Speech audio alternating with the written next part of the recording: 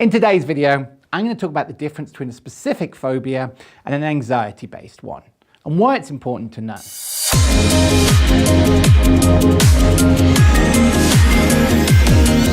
Get up! Hi, I'm Christopher Paul Jones, the Breakthrough Expert.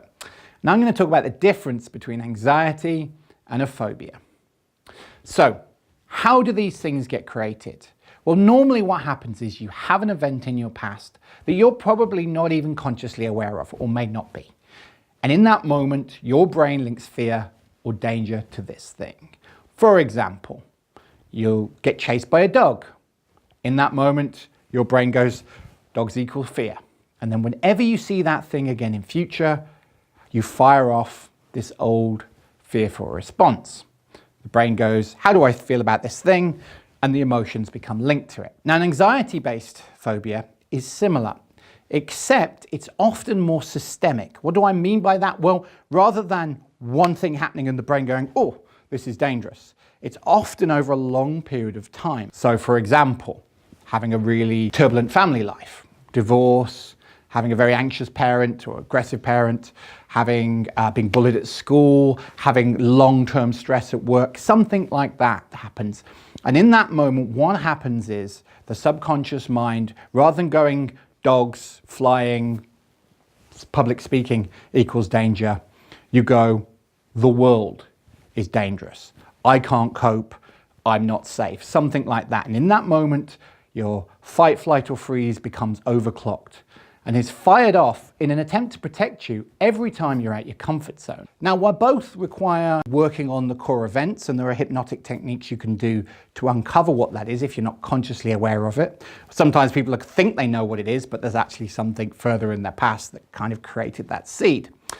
But with anxiety, there's also that belief that they're not safe, some variation on that theme. And if you don't work on that belief too, it's often not going to be enough just to target the initial event.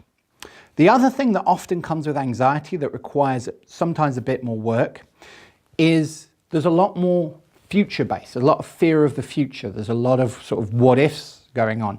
Yeah, but what if I'm not safe? But what if I'm not protected? But what if my fear comes back? And it's what you call fear of the fear. So it's that putting yourself into the future and worrying about the fact you might not be able to cope with your fear. So, i.e., especially if you had a panic attack, for example, in the past, you fear that you might have a panic attack, or you fear that you might embarrass yourself, or that you'll just be so overwhelmed you can't cope.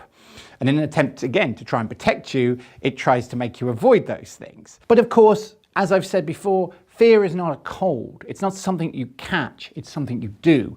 So the more you're worrying about the fact you might worry, the more you create worry and then go, see, I was right to worry. And it becomes a self-fulfilling prophecy, and that fear gets escalated. While you could say that a phobia has one thing going on, with anxiety, you could say you have a phobia of being unsafe, or a phobia of the world. And so you have lots of phobias running at the same time. So you will have lots of phobias that you might think are separate, but they're all connected from the core belief that you're out your comfort zone, or that you're not safe, or that you need to be aware, something like that. So if you're the kind of person that doesn't just have one phobia, but seems to have a lot, it's worth exploring. What is the fundamental belief that accompanies all of them? Is there a belief that goes with all of them? So if you're the person that's tried lots of things to get over your phobia and it hasn't changed, it could be because it's more anxiety-based. So say a well-meaning practitioner has done their job of finding the core of the issue and working on it, but they haven't dealt with the fear of the future, the fear of the fear, or they haven't dealt with the subconscious belief that they're not safe. Because those are the areas you need to target if you want to make permanent change. If you have any questions or comments, please leave them below in the comments section. If you like this video, please like, subscribe, and of course share. Until next time, I'm Christopher Paul Jones.